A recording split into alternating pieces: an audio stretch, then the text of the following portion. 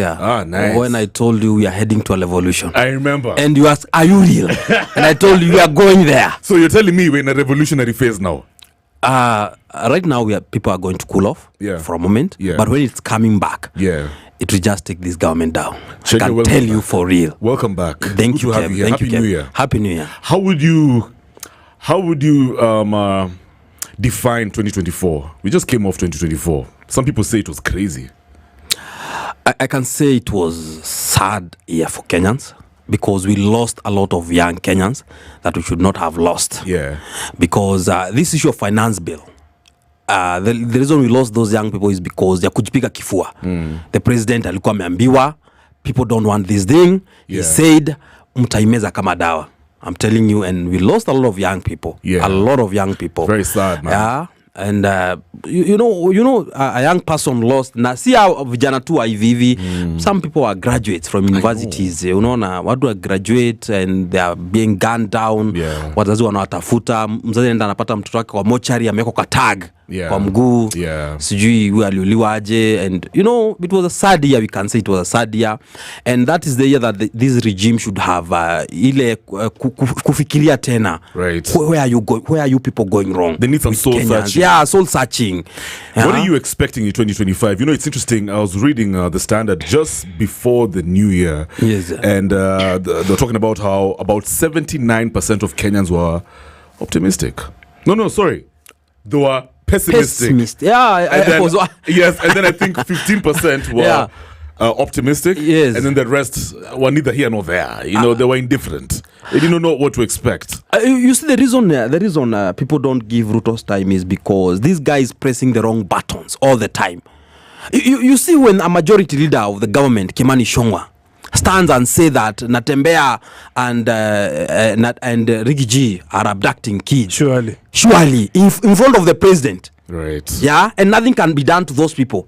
We have the IG of police saying, I don't know who is abducting these kids.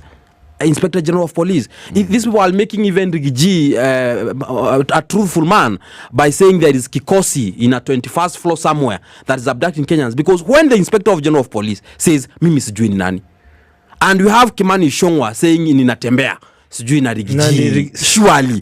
And we have another person saying those kids are abducting themselves, they are killing themselves to make Ruto look bad. Imagine Majuice killing himself to make Ruto look bad. Surely. I mean, what kind of an answer is that? That's the reason unaona mpaka wa Kenya 79% they are still pessimistic because they are seeing these people are not learning. They have not learned anything from last year. It is a still same. I don't want to use that word. I understand. And people are so agitated, by the way, but thank God none of those boys sure. However, let's talk about the way activism, especially all this online activism, has gone about. The use of silhouettes, all these images, showing the president in a very in an extremist manner. So people are saying, I mean, guys, okay, fine, hata kama umekasirika, that's just purely disrespectful. You cannot put the president in an image like that, looking like that. You can't even imagine him looking like that. This is our president. He's the leader of our country. He's almost like our father. You know what I mean? There are better ways of going about activism. You agree? Let me tell you, Kev. It reaches a point, people have nothing to lose. These young kids have nothing to lose. Huyu ni kijana anaamka asubuhi. Hebu angalia vijana wengi, angalia creativity ya vijana. These are young kids wenye wamesoma. Ni mtu anaamka asubuhi from 7 jua ikichomoza, hakuna kazi anaenda, anashinda tu kwa bed. Unaelewa? Hakuna future, hakuna factory, hakuna industry inafunguliwa mahali. But that doesn't mean you be disrespectful. They are not being disrespectful, Kevin. I'm telling you. In fact, it might be worse. Because hao wanakuwa disrespectful, wanachukuliwa. Are the peers running anything? They are even doing it more and telling the president, now come for us. Are you getting, Kev? I understand. The former president Uhuru said one thing, that we are sitting on a time bomb with these unemployed kids. Right, I understand. Unaelewa? Yes. Mtu amefikisha age ya kuwa productive. Age ya kuwa productive is, let's say, 24 to 35 years. Kev, umefika 31 years. There is no hope at all. Zile job mnawekewa hapa hivi na Minister Mutua pale KICC za uongo, mnakuja mnapigishwa ma stamp, ma whatever, ma papers, kila kitu, kujeni rudini nyumbani, mnarudi nyumbani. Hakuna anything that is happening. Alafu ku make things worse. Me, I said the one thing and I told the president one thing. Right. Now he should know he's the president, that his word is like law. I understand. Unaelewa? Yeah. Akisema kitu wacha ikue, wacha watu wacha kuona uongo. Ni uongo. Let me tell you. Mse ameleta issue ya presidency, deputy president na ministers. Mpaka kuna wakati ilikuwa Kev, watu walikuwa na heshimu a minister of the government. Ati minister ukikutana na minister, ile respect tunampatia. Even a deputy president, even the president. Haungeona vitu kama hizo. But when we have a president saying that we have paid 500 million for Grammys, Surely, Kev. Surely, Kev. Nah, and you want those, now that's the disrespect. And you want those kids to respect the president for telling them that alafu wanatuma kwa Grammy letters. Nyinyi nani will receive hizo do. So basically you're telling me, Chege. Yes. Younger Kenyans, these very smart young Kenyans, just don't take the president seriously. Exactly. They don't take him seriously. They are not taking him serious because he's not taking them seriously. Okay. Unaelewa Kev? Yes. Kev nilikwambia alianza na kuambia vijana, hii kazi mnafanya kazi mtaani. Right. Ni kazi ya ushenzi. Hamstahili mfanye kazi kama gani? Kama hiyo tutaenda kupanda miti 15 billion trees. Where are they? Right. Unaelewa? The same kids wakakaa wanangoja. Yeah. Na ile respect wakamrespect wanangoja. Yes. Akatoka hapa sasa akawaambia sasa 15 billion trees mtafanya kazi ya kujenga nyumba affordable. Vijana walikuwa na psych. Hata kila kijana atakuwa anajenga Kevin. Chege, let me ask you. Okay, fine. When all is said and done, these boys are out. Yes. The president has actually castigated the people who abducted these people. Yes. These are young boys, right? Yes. That's fine. Moving forward, I think, especially when I heard the leader of the majority, including Junet, the speaker of the National Assembly, even the president himself, I'll call some parents, please, moving forward, can we at least teach our kids etiquette? Even if you're out here, showcasing your frustrations due to governments, whatever. You know what I mean? There are better ways of going about this thing. I mean, it's your right. You can exercise your right by getting out there. Ukitaka kwenda kudemonstrate picketing, it's fine, but there's a way of going about it. Now, moving forward, where do you foresee activism evolving towards? I mean, these young guys have shown us what they can do using AI. Yeah. And it's interesting that the day I was talking to Fanyamamba over here. His hope, his prayer for young Kenyans he doesn't want to see any more blood being spilled. Unaget tukienda huko nje, right? Unfortunately, when we demonstrate, it usually ends up in probably even death. So there are better ways of going about demonstration. So my question is, in this age of social media, where do you foresee activism evolving towards, especially from a Kenyan context? Kev, one thing I can tell you is that these kids are running from lazima wanasoma kutoka kwa watu fulani. Right. Unaelewa? Yes. Asi atu wametoka tu from somewhere and wakaingizwa na vitu kwa kichwa and they are saying things. Ni watu wanasoma from their role models. Like if you are saying the president is the role model, bado wanafuata vile wanafanya. Ukisema Kimani Ichung'wah is the role model, wanafuata vile anafanya nini? Anafanya. They are not running from a vacuum. Right. They are running from them. Unaelewa Kev? Yes. Ukienda kwa wazazi nyumbani wenyewe, hao wazazi wenyewe, they cannot be able even to shape those kids. What do you mean? Bring some of those parents here. Waambie those kids are even headache to them. They are headache to them. Really? Yes, they are headache to them. Unaelewa? Because we are in a time of information. Yes. Kev saizi nikisema anything that is not true. Nikitoka hapa nje, watu wanakuwa wanaita ng'ombe wewe. Of course, because they know the truth. Yeah, because they know the truth. Sasa na style nianze ku-abduct because they have called me ng'ombe, because they know the truth and I was lying to them. Yeah. So I should lie to them and those kids should be like, oh, he's the president. He's the president. He's lying to us. You understand? Yeah. So what we should do right now in Kenyans, we should be accountable as leaders. Right. You should be accountable of your words. That when you tell them the Grammy is coming, let it come. Let it be so that the respect gets respect. Yeah. You cannot disrespect me, Kev, and then you expect me to respect you back. Yeah. Your word and then is the truth. Your word. You should stand with your word as the president. It is Kenyans who give the president the power to do whatever he does. I agree. Lakini Kev, si watoto peke yao.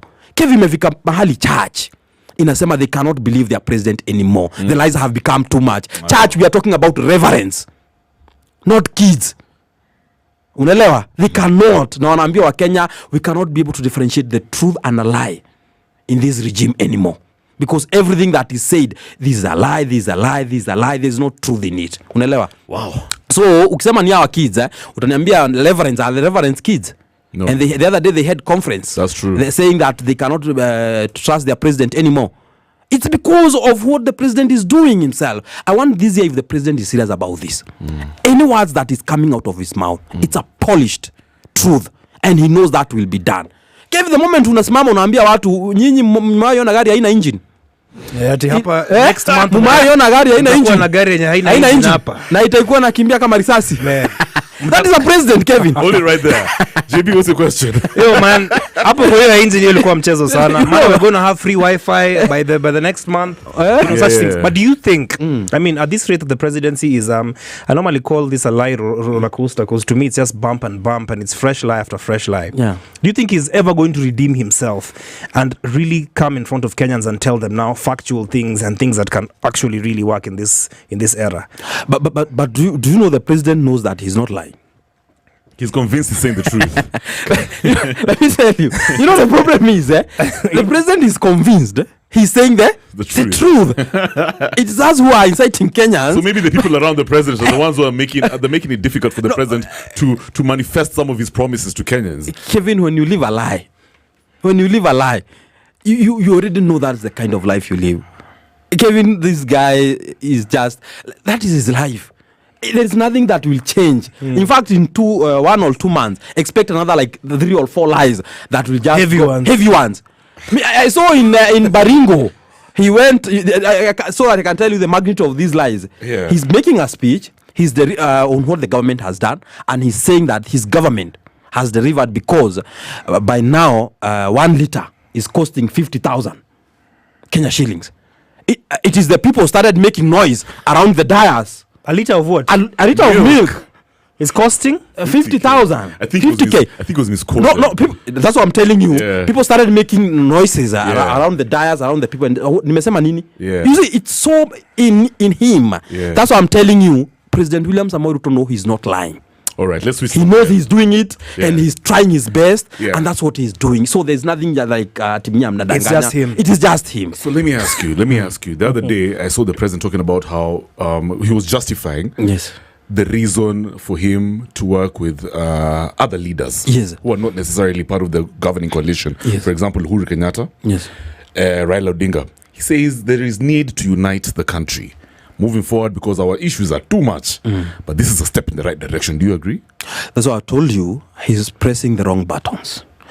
That basket that he's taking, they will all of them go home.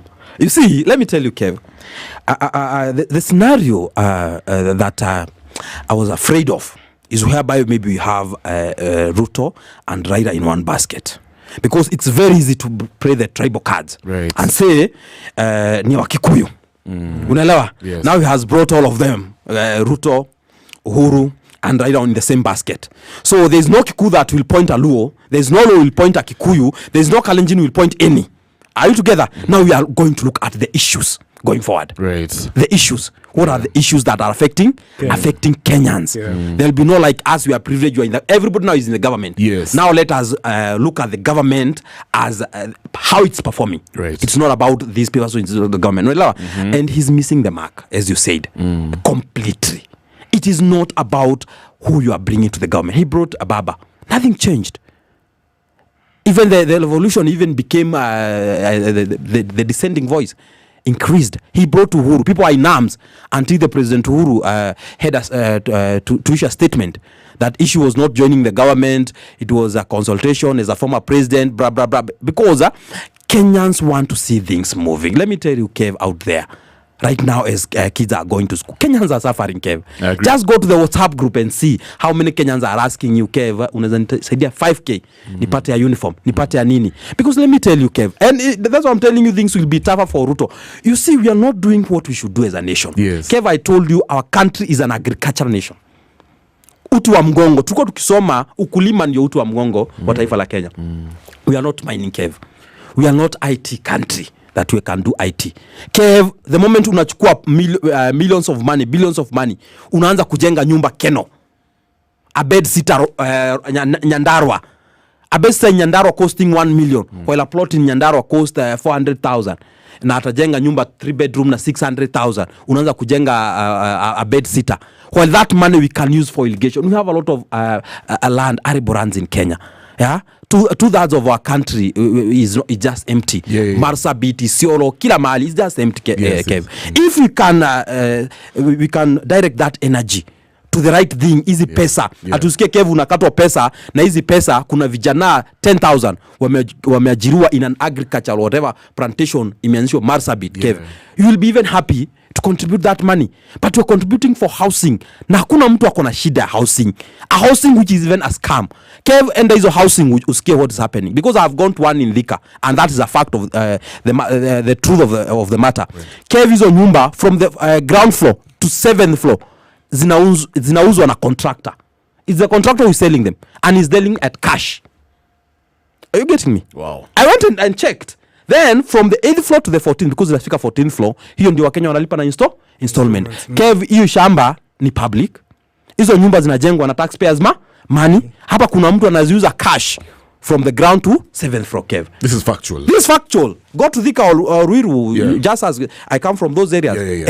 And ask about those housing thing. So in a nutshell, the president got his priorities wrong. From the word go, he knew. Let me tell you, one thing I usually tell Kenyans is that maybe Ruto didn't anticipate that he was going to win. Unelewa? Expound. Yeah, he didn't anticipate he was going to win. What do you mean? He was inciting Kenyans so that in case Raila wins, he will tell them, siniliwaambia, mimi ningewatoa bottom, niwapeleke up. Lakini Mungu ni nani? Now, speaking of elections, I remember in 2022, Uhuru Kenyatta said that William Ruto was not fit to be president.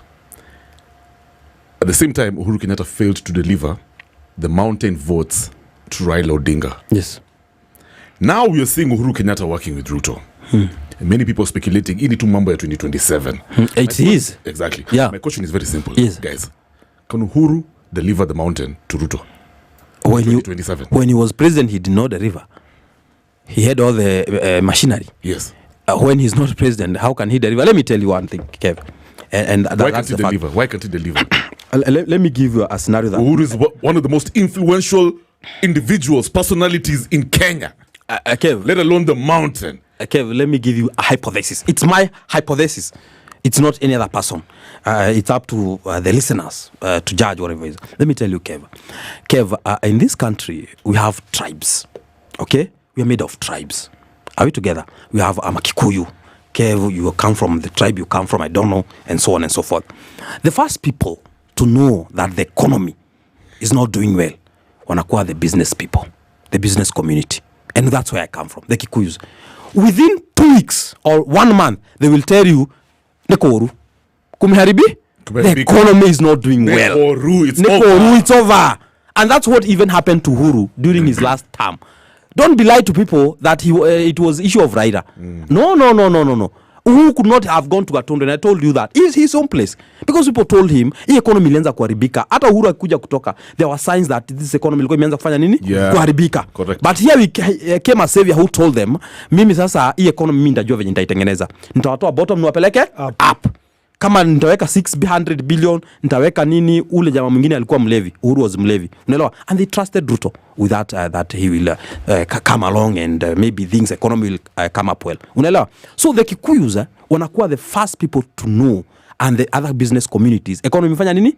Imeharibika. After 6 months, who wanafuata na Wajaruo. Are we together? That's why you see whenever there is a revolution kind of or a resistance, the two of them, they must be on that box.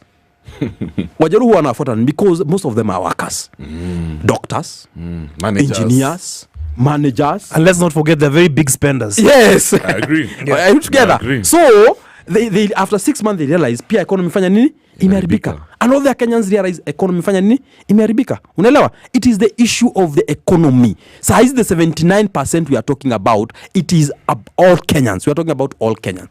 Are we together? Who are saying that? So the issue of Uhuru, thinking that, in fact, if you ask any person close to Uhuru, they are telling you that Uhuru will not support Ruto 2027. What do you mean? And his men are in government? Yes. Uhuru's men I talked to most of them, and they are telling me he's out of it, and he's saying that he called all of them, and he told them. When you say he will not support, it means he will be quiet. Atanyamaza tu. Of course, he can't be quiet. He's a politician. He comes from a political family. They have to stamp their authority. You see, Uhuru will try to do something. You know, Uhuru is in a tight place. Uhuru is in a tight place because now he can't be seen like he's submitting to Ashagwa. Are you together? He cannot be like to Gachagua. So he must know how he must balance the way he has to fight Gachagua in one end, not like fighting him direct, but to make sure he still have the power of Gachagua. But I thought Gachagua reached out to Uhuru and they forgave. Apparently, Uhuru and the family forgave him. Something like that. Somehow I don't believe that. Those were issues. That's okay. So those we can't be able to verify that information is factual or not. Right. So we can't talk about it. So that's what is happening to Uhuru right now. The information that I have and is credible is that Uhuru called those guys and told him President Ruto is requesting for support. Among you, whoever wants to go, you can do what? You can go.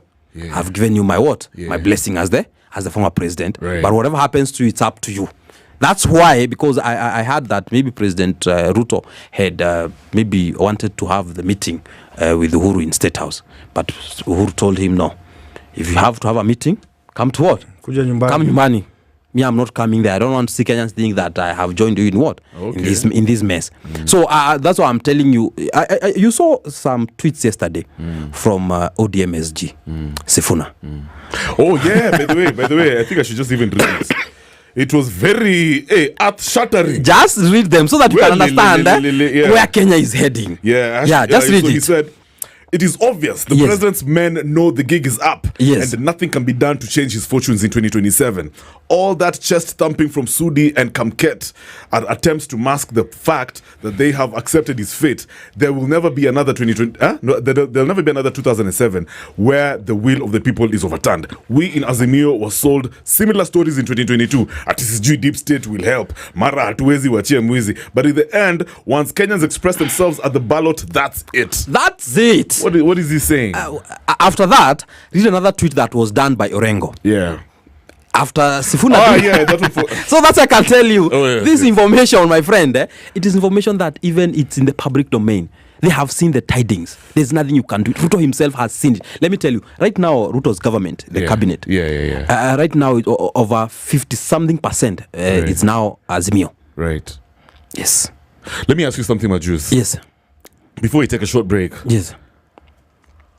Why does the mountain feel so betrayed by Ruto? You see, let me tell you, Kev. Number one, the betrayal. Let me tell you. And this one, I don't know how to explain it. Yeah. Kitu, bado Ruto, alikuwa. That's why I'm telling you. Somebody told me in the government, who is some senior person in this government, that he has been so many governments, but he knows a government that God has rejected. Mene tekel. He knows a government that Mungu ameikataa kabisa. You know, when Ruto was even impeaching Gachagua, let me tell you the truth. You know, I have been here in this studio and telling you Gachagua is equal Ruto, the same, birds of the same feather. Are we together? One thing about this community mountain, they are very religious. And I told you that. Oh, interesting, yeah. They are very religious. Yeah. And even Ruto to go there, he used to hold Bible. Yeah. Na kulia kwa kanisa, kuita mapasta, oneni Uhuru venye ananifanyi, uone Uhuru anifanyia. Unaelewa? So economy ilikuwa imeharibika, mambo imekuwa mbaya kabisa. Where he crossed the Rubicon, there will be no returning point. Is when he impeached Gachagua. People asked, wewe, you did the worst to Uhuru. Unaelewa? Mlikuwa mnapigana Uhuru kabisa. He never impeached you. Unaelewa? Sisi tumekupatia Gachagua. Tumeelewa serikali yenu bado ilikuwa mba. In fact, if you look at the moment he impeached Gachagua, that is when the moment the church started having issues. With who? With him. With him. Yeah, because of the religion. But guess what? Yes. Ruto gave the mountain Kindiki. Let me tell you. Betrayal. You see betrayal. Only Kindiki's elevation does not excite the mountain? Let me tell you. The same way Uhuru tried to sideline Ruto and tried to bring the former President Moi's son, Gideon, close and something, and he was rejected. The same way with the betrayal, Kev saizi tukambe maybe your co-presenter is a thief. Kev unasema utafanya kazi na msema utafanya pamoja. Kev hata kama wasee wanajua ni mwizi wa umbetray. Kev kuna wasee watapata reason sasa, reason mzuri kabisa sasa ya kupart ways with you forever. So Kindiki he's not. No, Kindiki himself. Let me tell you, Kindiki amenyamaza mpaka watu wanasema kwa amekuwa akislapiwa. No, allegedly. Allegedly. It's not here, I said allegedly. The propaganda. You can't say it's true. Exactly. But amenyamaza mpaka watu wanaanza kuleta stories zingine. Why is this guy so silent? Because even in his home ground, people are not feeling him because of that. Because it comes to a place that if you betrayed Gachagua, any other person will take after 2027, you might do the same. The same thing. Okay. You will do the same thing to that person. Hata uchukue nani, hata uchukue Uhuru. Right. It is possible you'll do the same. That is your character, you as a person. So that trust. Hata zile issues zingine ati Ruto alikuwa anataka kufanya nini, watu wanaona kama zilikuwa za ukweli. And this relationship between, because I know the mountain really voted for Ruto like in massive numbers. So you want to tell me, to the man, bro. Yes. This thing is over, man. That relationship is done. Is that what you're telling me? Regardless of all the Uhuru Kenyatta is so influential, man. Uhuru Kenyatta is larger than life. He's larger than any size, bro. You want to tell me Uhuru can't even get like 50% from the mountain? Come on, you get Chege. Let's be serious. If when he was president, he was not able to influence his polling station. In Gatundu, polling station. But do you know Raila got a significant amount of votes from the mountain? What are you talking about? No, he got 1 million, But let me never even gotten that. Almost a million, by the way. Yeah, he's never. But let me tell you one thing about Ruto. Ruto, we are not talking about the mountain alone. It's Kenyans. The people we're talking about is Kenyans, Kev. Okay. Kenyans are tired with such kind of leadership. Hata watu wanasema haribu economy, haribu barabara, haribu nini, but wachana watoto wa watu. Stop the abductions. Stop the killings. Unaelewa? Hold it right there. We're at the top of the hour. We're coming back with more conversations. Meshika, I love it, man. Of course, this is some of the main news in the country. You know what I mean? This whole relationship between the president and the former president, former prime minister. There's also the AUC conversation. Nini. Thankfully, our boys have been released. Guys were wondering, where Kina Kibet? Kibet amekwa kitweet. I don't know whether that's him. I mean, his phone, he doesn't have his phone, bro. That's what he was saying. I saw him say they could get his phone, right? So I'm just like, yo, Kenya is such a movie, man. So Nyeri with Akisioni, and then when we come back, we're gonna wrap things up with my brother right here, all the way from PNU, head of social affairs. He's called Chege Majuice. Chege, that's the one. Right now, Akisioni. It's 8 p.m. 94.4 Spice FM, Nairobi.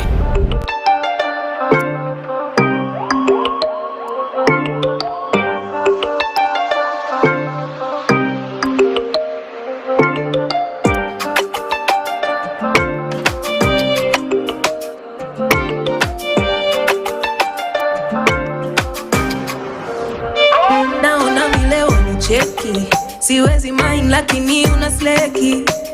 Na cheki vile umemedi, hisia nazopata ukishika dredi. Hebu niambie, kama nilishakupea unipigie. Mara ngapi nitasema usikie.